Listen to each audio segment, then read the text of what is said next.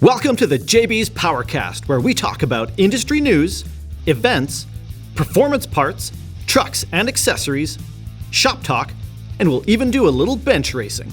The JBs Powercast starts now. Hey guys, thanks for tuning into the Powercast this week. Corey and I with you here today.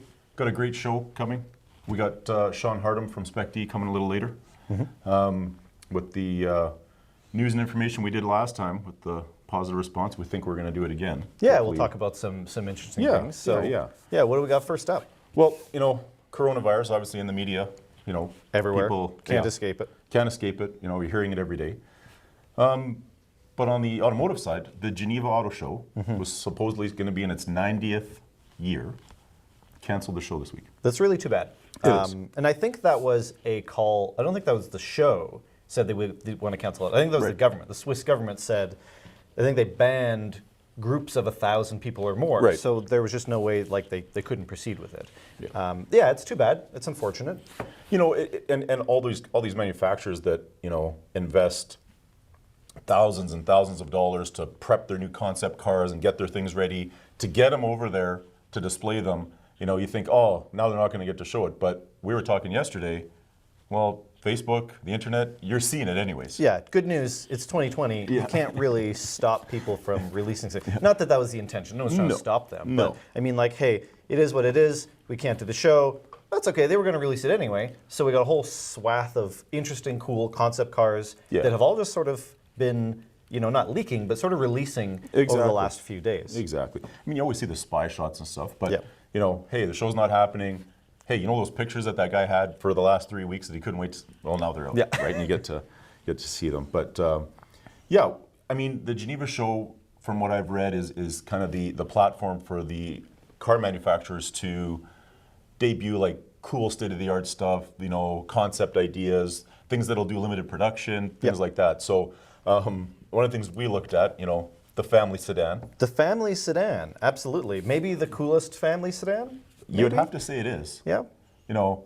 I mean, you get the Hellcat Charger. Cool, right? Pretty cool. Pretty cool.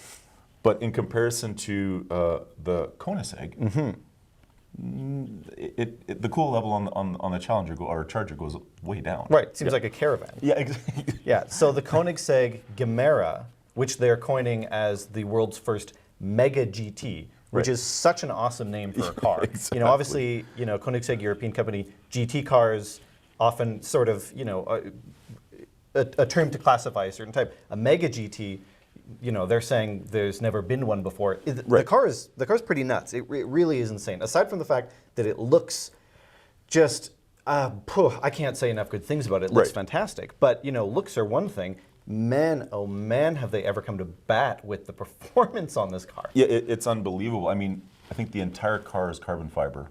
The weight of it's not minuscule in comparison to anything that anybody would even drive. Four-seater, it has the swing-up doors. Right, yeah, scissor doors. Scissor doors, but not in the respect that you think, because the scissor door actually opens all the way up to allow all four passengers in without moving anything. It goes 100. It goes totally 90 degrees straight up. The front seats are a hollow carbon fiber monocoque, so they don't slide at all. Right. But with the seats up, four passengers in and out, no problem. Right. It's a lot of people have tried these sort of four-door supercar type thing. Right. The Panamera is kind of halfway there. It's not really a supercar per se, but some different designs. We've seen some concepts. Man, Koenigsegg, they pulled it off. They really, really did, and it looks the part. It's only the two doors, so it still is a coupe. And from the outside, it doesn't look like they compromised at all on. It doesn't look weirdly long. No, it doesn't. Sometimes the car shape kind of changes to accommodate extra people. Yeah. It totally looks the part. Yeah. But has the right size. Exactly. And then motor. Supercar, you think fast, you think engine, the Ferrari. What does it have? A V12? Yeah, what does it have the Lamborghini and the exhaust, all that stuff. But they're way ahead and way outside on this, because from what we've read, it's got 3 electric motors and a 3-liter twin-turbo camless 3-cylinder. 3-cylinder. Yeah. What? And all combined together, so you've got 3 electric motors plus the gas motor, all combined together makes 1,700 horsepower. Yeah, like... And 25 or so 100 pound-feet of torque. Just nuts. Yeah, totally like, nuts. And you think about that, the torque. So the electric motors, what they're generating for torque is incredible. Yeah, and it's, more or less instant on. Oh, yeah. You're not waiting. There's no lag in this, right? And when you think about the 3-liter twin turbo, that's a 3-cylinder, we laughed about, the 3-liter Geo Metro or Storm or whatever it was. Made 93.5 horsepower. Right. And this is a camless engine that makes 600 horsepower. Yeah. So 600 horsepower out of a 3-liter 3-cylinder. Yeah, I get the turbos that are, it's a twin turbo, I get it. Totally. But 600 horsepower out of something that you could probably lift up yourself and move out? Yeah. That's pretty cool. Right. Other manufacturers are making twin turbo 3-liter V6s. Right. And they're making 300 horsepower. Exactly. Cool, guys. Yeah, it's awesome. You just fell off the truck because they just set the benchmark. Yeah, right? it's a wild car. I think obviously it's Koenigsegg, so it's for a very, we'll call it a niche market. Sure. I think production slated right now, they're limited to 300 of them. So, you might get yours. Maybe. Yeah. You might want to put the money down first. Yeah. Don't wait till they go on sale. Yeah, they asked for the firstborn and the mortgage and the stuff on the house. That's reasonable. But yeah, hey, that's reasonable. when you see the car, Yeah. I mean... Speaking of which, what does the price come in at? From what I read yesterday, and I know you and I were talking because we're trying to get a little more information. They say it's around $1 million, but I don't know if that's in pounds, if that's in euros, or if that's in American dollars. Well, I mean, geez, that's all things considered, pretty reasonable. Yeah, in the supercar market, I don't Sure, think I mean, the next up Koenigsegg is, I'm sure, 2.5. Sure. Like, typically that's where they start. They start at 2 and change. So if it's anything between 0 and 2, then it's a bargain as far as I'm concerned.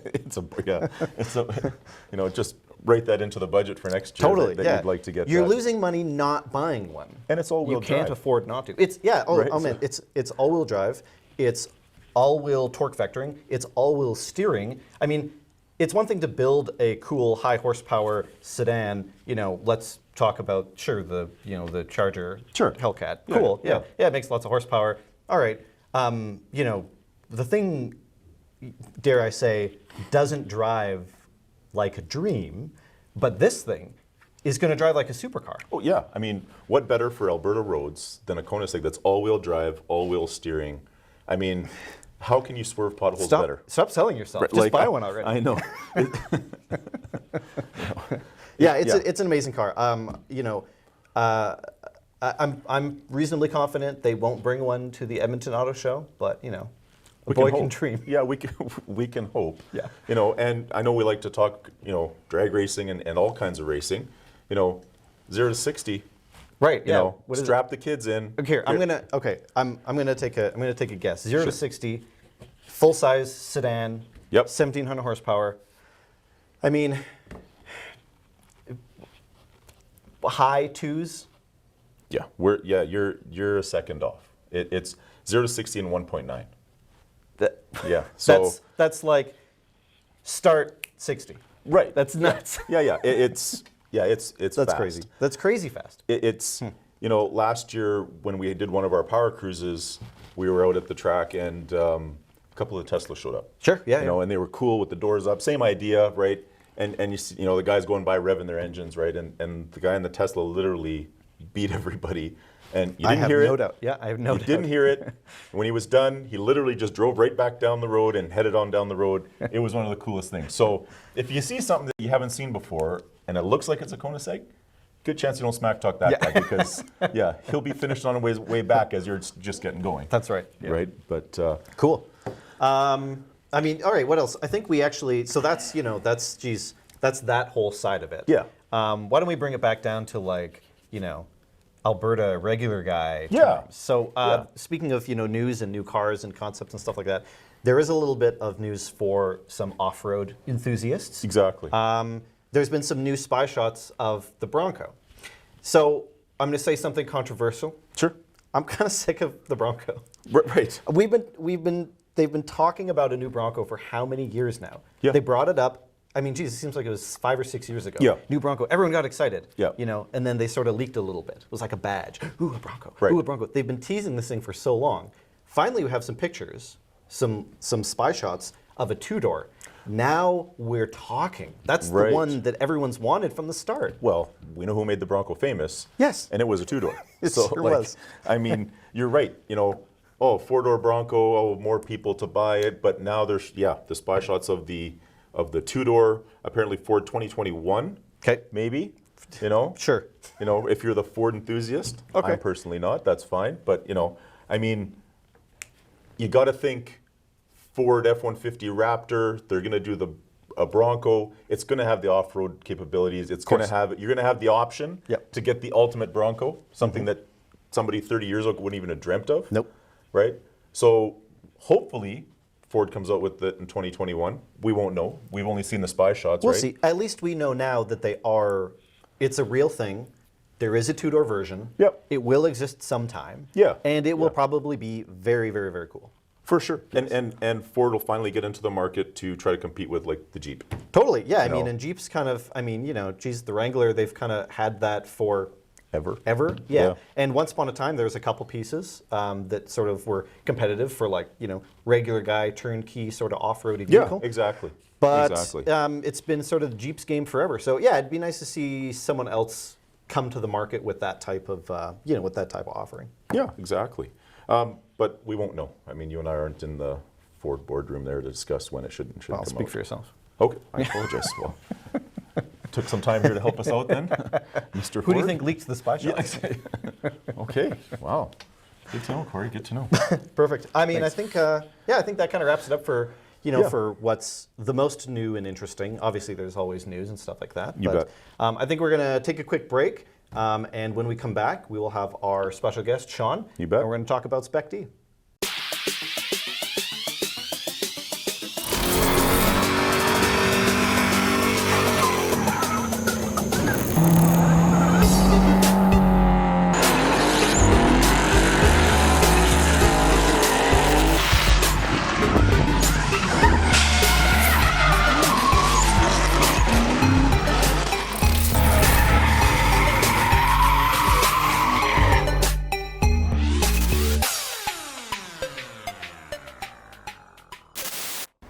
Hi, I'm looking for some things for my project car, and what is this?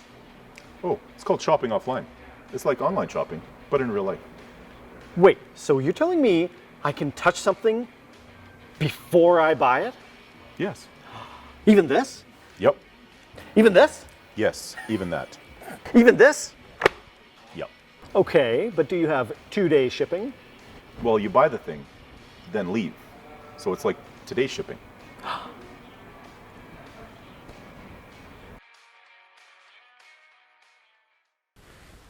All right, welcome back, everybody. We have our special guest. So happy to have you here, Shawn Hartum. Welcome to the podcast, to the show. So, I mean, you're here. We're going to talk about Spec-D a little bit. We're going to talk about this new, not the new Open Drift, but the now sponsored Open Drift. Right. So let's get right into it. What is Spec-D, and when/how did it come to be? Well, I guess drifting started in Edmonton probably 12 years ago now, and through different organizers, come and go, move on in life. And Spec-D, the brand, started probably 5 years ago that we've been involved in it. Okay. And just taking it from maybe grassroots type competition to actually being a feeder series for drivers here locally to move on and go to the Pro Series in the United States. Oh wow! So that's the pro side of it, where we actually run a competition series. But then also we have the Open Drift that we talked about, which is every Thursday night starting in May out at Castro Raceway. So cool. It's kind of the Friday night street legals on Thursday for drifting. Nice. And it's been a really good successful, keep guys off the street, having a good time on a safe venue, right? Perfect. So what are all the different types of events that you guys do? You mentioned something about pro level. Right. Do you guys do any kind of demo nights? Obviously, sort of just talk about what Open Drift is. How many different types of events do you guys coordinate? So throughout the season, we're probably doing almost 30 events. Oh, wow. Overall, like we start off, our first event is going to be at the Edmonton Motor Show. We do a drift demo live out there. Basically, then all of our Thursday night Open Drift.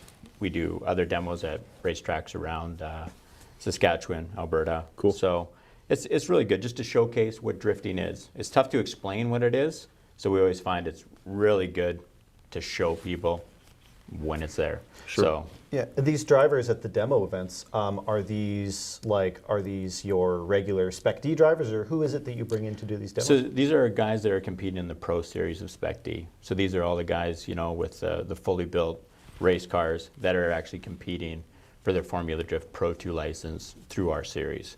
So that's who's going to be at the demo. We obviously showcased, their new liveries, their new cars, all the fresh builds. So it's really good. Those are the guys that we usually take out to all the demos. Just It's probably an exciting event for them too. Oh, the first time they sort of get some exposure. Right, really early in the season. Yeah. You get some extra seat time and, really start paying off the sponsors and the partners that they have, right? That's cool. So I know you said the open drift is on Thursdays. I think when you said about 12 years ago, I think was the last time I went and watched. Okay. Someone like me, I haven't done it. I do go to the drag strip on Friday. I enjoy that. But how would I go about participating for a Thursday night? So, probably our recommendation, if you've never been drifting, is to come out and watch one of the events. Sure. Go for a ride along with one of the drivers that are there. So, the Thursday night open drift is really just a really open atmosphere, family oriented. We have food trucks. We got, just a lot of spectator seating and areas to watch. Right. So, and it's open to all skill levels. So anybody can come and participate. But if you've never been, much like if you've never been drag racing or whatever, come out, see what it's about, go for a ride along and see if it interests you. Right. If it is, probably the best way to find out exactly what you need, it's on our website. So, that's spec-d.ca. Also on our Facebook or Instagram, fire us a message on there. Sure. I look after all the messaging on both those platforms. So, you can talk right to me and we'll explain sort of what it is that you need to have with you.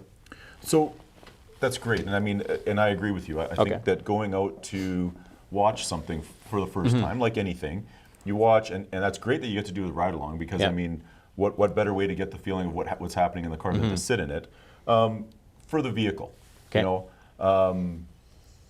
are there any vehicle requirements or specific vehicles that you do or say, hey, we're not doing these or anything like that? How do you guys regulate, what you're allowing and what you're not allowing? Because there's always rules to everything. We want everybody to be safe. Sure. So probably, the best thing is we don't really allow anything, like a high profile vehicle. So SUVs, lifted trucks, stuff like that. Even your regular, like an F-150, we're not going to allow that out there to be on the skid pad because, just the chance of rollover. Right. So realistically, the best car that you want, rear wheel drive, standard preferably, but a lot of guys can do it in an automatic. A bunch of the new vehicles, paddle shift, they can. Oh, right on. They can run those. And to come out, you need a DOT approved helmet. Your car needs to be in good working order, safe. If you can drive it on the street there, rule of thumb, you can probably drive it on the track. Right. Keep it clean, everything out of the inside, and just a good open mind to have a good time. Right. So you mentioned a DOT helmet. Is there any other special equipment? Like if I wanted to go out and I want to run my car, right? Is there any other special equipment that I need to bring with me, or is that sort of the requirements? That's really it. Yeah. If your car's in good working order, realistically, you can come out and have a lot of Thursday nights on one set of tires without doing anything on your car. Cool. As you add power, as you add skill, then it's handy to throw a tool bag in, a jack, bring some extra tires. Right. Sure. But your bare basics are, bring a helmet, and that your car's in safe working order. Yeah. So on a typical Thursday open drift, what kind of crowd do you see as far as age range? Is it mostly younger guys? Do you kind of get a whole mix? Is it people bringing their families? What kind of people show up? So probably the drivers that participate, that mix is the under 30 crowd. We do have some that are a little bit older, but that's sort of that crowd. But we actually get a lot of families coming out because we just do family pricing. So you can bring as many people as you want for, $20 kind of deal. Yeah. We make it really easy to bring the whole family out. And what we really have noticed in the last, couple of years, a lot of fathers and sons coming out. Fathers are there supporting their son, Cool. and the moms come, the sisters. It's been really positive in that way. It's just, just an open, fun atmosphere. I think the ride-alongs are really important. That if you're a spectator, you bring your helmet with you. Obviously, better to bring your own, and we'll put you in a car with a good driver that's ready to take ride-alongs. We don't just throw you in with anybody, Of course, but and that really just amplifies the experience. Totally. So, someone wanting to come and maybe try their first day, what sort of skill level do they need to bring to the table? And is there anyone there that's providing any sort of instruction, or you mentioned a ride-along, but is there any sort of demonstration, or if someone's never tried it before, is there anyone to offer any guidance? Yeah, we have a lot of the pro drivers that come out, and again, like I say, reach out to me on any of our platforms, and let me know that you're coming that week and you've never driven or you're nervous, and we try to throw one of our pro guys in with you. They'll get you out early, and we'll give you some extra time on the track. Learn how to do a donut. Learn how to do a figure eight. They can show you the basics of what it is, and like anything else, it just comes with practice. Right. So it's a lot of confidence in it. Like, you should obviously have the skill to shift and use the clutch properly. Sort of 101 stuff. Yeah. If you can performance drive or drive aggressively or spirited in your car, you can probably get the hang of drifting. Off to a good start. So, it's awesome to hear that it's a family event and more families are taking part and supporting each other and their siblings or their spouses or whatever. What kind of cars do you guys get out there? Is it obviously you guys feed the pro system. You have some pro drivers that'll have purpose-built cars, but what other types of cars? Is it a wide range, or what do you get? It is a wide range. I mean, probably 2 to 3 years ago, the majority of the cars were like the Nissan, the S chassis, S13s, all the way to 15s. The things that you typically associate as drifters. Right. But now the affordable drifting is like all the BMW, like E36, right? Right. Anything like the BMW seems to be the new S chassis, or even the 350Zs are really coming down in price, and you don't really need to do much on them to come out and have a good time. But like on a typical Thursday night, we'll see anything from a brand new 2019 Mustang out there to like an AMG Mercedes throwing down and having a good time to FRS, and then Mustangs, anything and everything. If it's rear-wheel drive and standard, anything goes kind of. Koenigsegg, Gemera. Yeah. Well, I mean, that can go, right?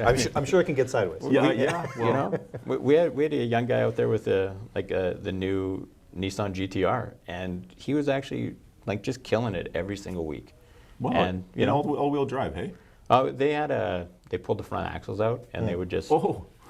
A young guy. Well, I don't know if it was his car, but maybe. I was going to say, it was somebody's Mom, car I gotta that go he somewhere. Just pull these axles out. Be back in a jiff. Yeah. What is that? You know how in your it goes, room? right? Yeah. Axles. Yeah. Sure Yeah. they are. And then in the Pro Series, then it's really like we're getting into the 500 horsepower plus. A lot of open engine swaps, whatever it is. Right. With our series, we're not limited to any specifications. It's open for all of it. So in a rule book, you can run any horsepower you want, any motor configuration you want. It's all very open. The only thing that we're really strict on is just the safety. Yep. Good. So if I'm going to flip through Kijiji after this, and I'm going to try to find a cheap car. Yep. So would you if the first thing or something that comes to your mind to say, hey, you want to get a drift car, you want to break the bank, is the older BMWs, or what should I be looking at to say, I want to get in for $5,000? Sure. So, what would you suggest? Then you're in the BMW market. Okay. You're in that 350Z market. Number one thing that you want, if you're going to actually use this regularly as a drift car, get a good seat, right? If you're firmly planted in your car, that's the best dyno that you have, and you can tell what that car is doing. Right.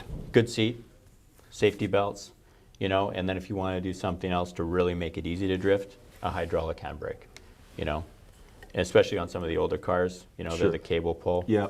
They're done, so you can get an inline handbrake. Right. Really simple, easy to put in, and you're going to be under that $5,000 mark. Yeah. See, and I think that's really reasonable. I mean, finding the car, getting out there, like you said, the first time, giving it a shot, and then after that, talking about the handbrake and maybe coilovers or something like that. Right. But getting the feel of it, getting going is probably the best way to, get started. Yeah, and that's kind of our recommendation is don't overbuild a car. Right. Right off the start, just to come out and have fun on the Thursday nights. Thursday nights are great. Yeah. But like we've also seen that mistake where a guy, has his daily driver and he goes, okay, I'm going to slam it to the ground. Right. Put coilovers on it, and now the thing is, He's wrecked it. well, drive on wrecked it, coilovers through but- Edmonton. yeah. Drive up and down 170th Street, Yeah. and tell me that you want to ride on coilovers. Yeah, exactly. So I mean, if the car works, don't change it. Have fun, develop, progress the car as your skill level progresses. Right. Because that's really what we want to do is just really keep it affordable and fun, so the guys can come out every single week and have a good time with their friends. Keeping it off the street. That's really the main focus, right? That's going to keep the motorsports growing and safe. Is Right. that if we're off the street and have a good place to do it on the track, right? So, let's say maybe we have a viewer that's listening, or someone's watching this after, and they're thinking, yeah, maybe I could go out there and I can spin my tires, I can do a burnout, I can do a donut. Is there some it's a bit of a loaded question, but Right. is there some kind of basic technique that is reasonably easy to explain that can kind of get someone sideways and stay in control? Some sort of basic, here's a good starting point if someone wants to think about a technique. Right. So basically, what we do when we get a new driver that hasn't ever drifted, we set one barrel out and we get them to do a donut around it. And if you can do a controlled donut around the barrel, where you're not just doing Spinning, tight ones, yeah. but you're actually doing a nice circle, and we widen that out so it's a bigger circle. If you can do a big controlled donut, you can basically drift. That's all it is. So how we initiate a drift is basically they're driving up the start line, so driving straight in a straight line, they're getting into second gear, clutch in, pull the handbrake, and give a little steer on the wheel, and the car will slide whichever the opposite way that you're putting the weight transfer. Then once the car's sliding, dump the clutch, stand on the gas, and the car is going to spin, and it's going, you're going to be drifting then. And it's just a matter of modulating your throttle after that to control it. So very much once you're actually drifting, the only way that you're really steering is with your gas pedal. Right. You know. Yeah, that's a great explanation. So it sounds like open drift is really open to anyone. Yep. Do you've got some more serious guys, you've got some first timers. It's safe to say it's not a very competitive environment. No, probably, if we have 15 events, and we'll do 3 that are kind of a fun competition. Right. So as drivers progress in the open drift on Thursday nights, we decided that we would take some of the guys that wanted to maybe do competition, but not invest in a full cage built car. Right. So they want to have competition, but on a Budget. a fun level, just a really easy night. So we take one of the Thursday nights and we do a series called Bro-Am.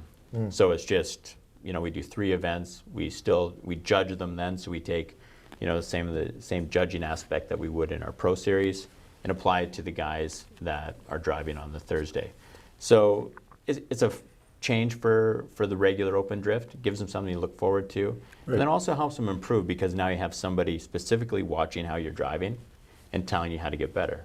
Right? Instead of just going out doing your run and then coming in. Yeah. You have somebody watching, and we found that's actually a better way to help them improve. Drivers who go through that and kind of do a little bit of fun competition become better drivers at the end of it, right? Totally. It sounds like a great stepping stone between going to the open drift, just having fun, just Yep. burning around, and then to being like, well, I think I'm getting pretty good at this, but I don't feel comfortable running with the big guys. Sounds Right. like the perfect sort of little step up where you can get that sense of competition, but it's still, Yep. guys like us who just want to go and do it on a fun scale. Right, and then also, we all know somebody that's overbuilt a car, or they build it and they go, I'm going to compete, and then they get into it and they go, Maybe "Shit, not." I don't even like competing. Right. This isn't my thing. So it kind of shows you if you're really good at it and you like the competition aspect, then maybe it's good to go on to the next step. Yeah. And we really try to encourage our guys that really do well and have a lot of car control on the Thursday nights, put them in the right direction to maybe take it to the next step. And we got so many contacts, you guys, for safety equipment and other people to help with cage and modification of the car, right? Sure. So Corey and I start coming out. We're getting pretty good. How are you mentoring us on, okay, if you're in a competition, this is what you're going to be judged on, or this is what they're looking at to make it to the next step, or win something? Sure. So, best thing to compare it to would be like freestyle, like BMX or something like that, where it's a judge sport, or skateboarding, where really it's not so much how fast your car is, it's the control that you have with your car, even at whatever speed that it is. So in our competition series, what we'll end up doing is we set out a course, and there's specific, we call them clipping points or rear zones, where the drivers need to place their car, and we set those out, and we draw a map out on the track. So as the judges are watching it, they're going to watch, it's a tandem battle, so it's each driver gets a chance to lead and to chase. And basically you're wanting to see who has the most car control in that. So I mean, if they're really smooth line and make it really easy for the chase driver to follow them, it's actually the lead driver that gets the more points for that. Gotcha. Now, if you switch it around and the lead driver's all over the place and really sporadic, and it looks like he's on the edge of being out of control all the time, well, he's actually deducted for that because it's hard to follow. So really you're looking for smooth, consistent driving, modulating the car, more with throttle instead of using like handbrake, and you're really just controlling the car in a nice smooth line, right? Cool. So when you see these guys get like within it, half an inch of a cone, right? Those are the lines that you guys are setting. That's what we say, yeah. So we actually, and you lose points the further away you are from a clipping point. Okay. So it's basically line, speed, angle that we're watching. Gotcha. So it's the line that we show you on our map. Are you following that? If you're as close to 100% on that, you get a high score. Right. The speed, if you're consistent speed all day long. And really that's where it comes into a full day of events that we're watching you through practice, qualifying, and any competition. So if you're always driving around that 100 kilometer an hour, that's where we want to see you all day long. Consistency. Right. And the style aspect is just, it's free. Like if a guy throws it in really hard, kicks the car to full angle immediately, and is on the power all the time, that guy gets a huge style angle because the crowd's going wild. Right. It looks amazing, and that's the style aspect of it. Gotcha. So that's where we really open it up. It doesn't matter if you have 900 horsepower or 6. The 600 horsepower guy may drive your doors off just with the style, right? Right.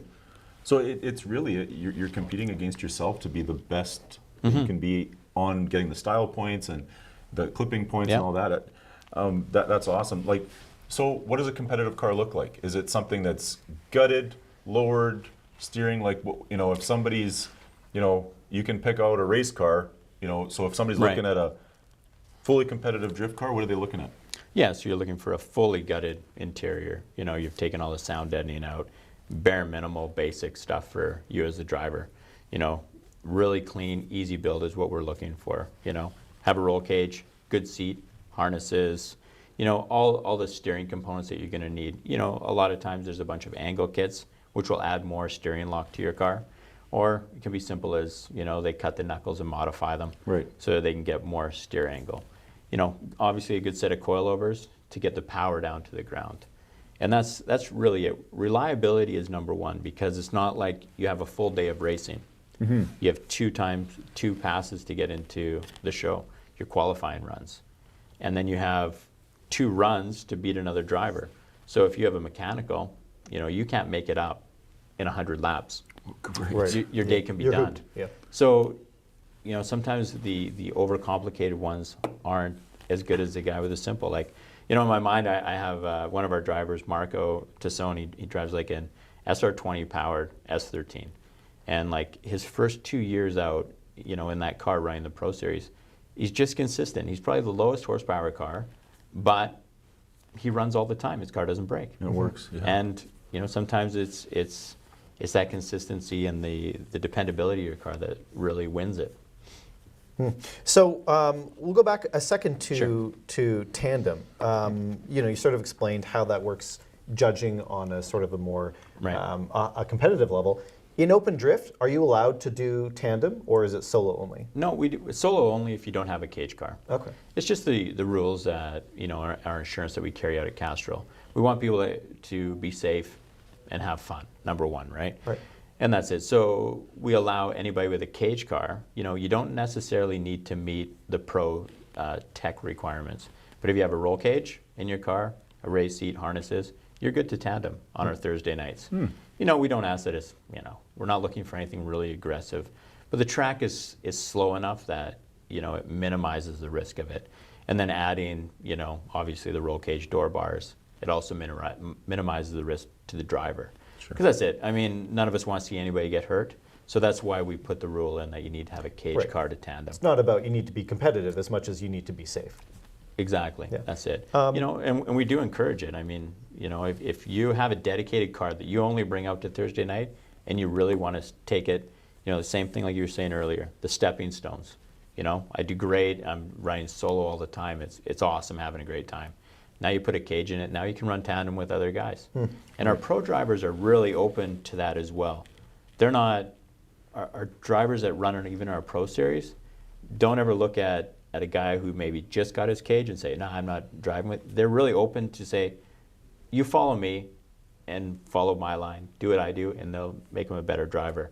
Right. So it's really inclusive in that, I guess. That's awesome. Yeah. So you mentioned a little bit about passengers, ride-alongs. What is the general rule for passengers? Can any driver bring a passenger? Can passengers only go with certain types of drivers? Is it sort of open, or what's the rule with passenger drives? It is open. I mean, normally we'll put so if you're a brand new driver, your passenger will be one of our pro guys or one of our, staff members that'll be out there to show you how to do it. We don't like to put passengers into cars if guys are really novice. Sure. It's, just again, that safety thing. So it's basic track etiquette. Come with closed-toed shoes, long pants, put on a hoodie. It's good, even if it's hot. We like to wear long sleeves inside of a car when we're doing ride-alongs. And we'll look at the car. So we pass the cars that are allowed to give ride-alongs to make sure that not only the driver's seat is safe, but the passenger seat's secure, good working belts, and the driver's capable of doing a run without putting any extra risk to a passenger now, right? So, I mean, we have all the regular stuff that you see at any track. We got your, the wristbands, and you've signed a waiver. We make sure that you have the proper safety equipment to go. And, it works out to be a really good time. We give a lot of ride-alongs that are Thursday nights. Awesome. So can you just sort of briefly give an idea as to what to expect for someone who's never participated? Let's say you've got a guy, he's going over his first night, he shows up at the track, then what? So basically, the first person you see is my wife that runs the gate at Castrol. So, you're going through the back gate at Castrol. So if you haven't been out to Castrol, it's the very end, gates there, we got the sign up. You let us know whether you're driving or you're spectating, and you pay your $45 if you're going to drive, and then we get you to sign the waiver, give you a driver's wristband, and then you unload all your tools out of your car, whatever's in it. So it's just you in the car. You don't have a jerry can of fuel in the trunk. Your battery's tied down, positive terminal's insulated, and then you come up, and at the start line we run a tech. So we have a basic tech that we go through, check your steering, make sure that there's no play, that all your wheel nuts are on, and we make sure the car's safe to go out on track. So, and that's it. And then we'll just guide you into the start line. So it's really very basic how we're trying to do it. So it's very flow. Right from the entrance gate, you can see the start line for the track, and we run everything right there. So you don't have to go find a tech line. We do it right on the start line. Right. Nice. So as a spectator, I'm going with Corey.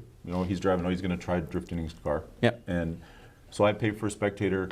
Do I have to pay any extra to go do the ride-along stuff, or No. do I just? Yeah. So your spectator is basically, it's $10 to come in and watch, and that includes your ride-along. We don't charge anything extra for a ride-along. We just ask that you bring your own helmet. Yep. We do have some spares, and some guys have spares, Sure. but we run out of idea. those. And now with all the, we're talking about the coronavirus, Right. bring your own stuff. Bring it on. And hand sanitizer. We try to make it a really, fun atmosphere. A lot of times, we got music playing out by the stands. We have food trucks out there, or the concession is open out at Castrol. So there's, we want you to come, stay, and enjoy, and have a good time watching. And we try to make the experience really fun for everybody. And just how we design the track, so there's lots of spectator access, and a lot of video comes out of it and stuff like that. So there's lots of really, it's just an easygoing Thursday night, really. Cool. And I'm drag racing background a little bit. Go ahead. A lot of downtime between runs. No, we just keep it going. Track goes hot at 5:30, and it goes till dark. Okay. So we, unless somebody really goes off and knocks over all the pylons on the course, we just continually run cars. If you come out on a typical Thursday night, you're probably going to get anywhere from 15 to 20 runs on the track. Oh wow, that's great. Holy smokes. Yeah, that's great. And the earlier you get there, the better more, it is. Yeah. Right. And this year we're going to try running it in run groups. So Okay. if, on the bigger nights when we have over 40 cars, we'll do 2 run groups so that it's just more dedicated. We'll break it up into skill levels. So the guys who, are really good, don't hit the pylons and leave the track intact, they get more runs because we're not shutting down to move a barrel or move a pylon, right? That's great. So just an ending here, Yep. Any final tips that you'd give somebody that just wants to, they're listening to this, like Corey said, or watching, or have some interest? Any tips you'd give somebody just starting out? Yeah, basically, if it's something that you think you might like, or you want to just have a great time with the family on a Thursday night, I just say come out and see if it's something that you like. And I mean, partnering with JBs this year has been really, really positive in that having our specific drift needs met locally at a shop where you can come in and talk to the staff about that you're looking at building a drift car. Maybe they can give you some pointers, and we have a shop now that knows what drifting is. It's not to pick on anybody else, but for a long time, you have to explain what drifting is and what you're doing in order to find a part. Sure, totally. And a lot of times, we're looking at drag racing parts and go, will that work for me? Yeah, I was going to say, it's a market that isn't quite as traditionally widely supported. Right. Here, anyway. Yeah. So, I mean, as it grows, and it grows in popularity, because, realistically, it is one of the cheapest motorsports that you can do. Right. I mean, if you're building up something huge to go drag racing, you're spending a lot more money, I think, than what you are to go drifting. Basically, your main expense is going to be tires, and that's it. Tires and fuel, and you can have a great time in a car that's at that stock power level. Cool. So just before we go, what was the website again? People can check it out, spec-d.ca? Yeah, so spec-d.ca is our website. And then, we're linked up on the JB's Facebook page. I mean, you can follow any of the tags and links on that, and find us on Facebook, Instagram, and also our website. Awesome. Cool. Well, thanks again, Shawn, so much for coming out. And thanks, everyone, for tuning in. And we'll hope to see you out on Thursday night. That's right. Cool. Thanks, guys. Thanks, guys. Thanks for tuning in to JBs Powercast. Check out jbspowercenter.com for the latest updates. You can find the JBs Powercast at jbspowercenter.com, YouTube, and Facebook. Don't forget to like, follow, and subscribe. JBs Powercast is a JBs Power Center production and is produced by Stephen MD and Sean Lansman.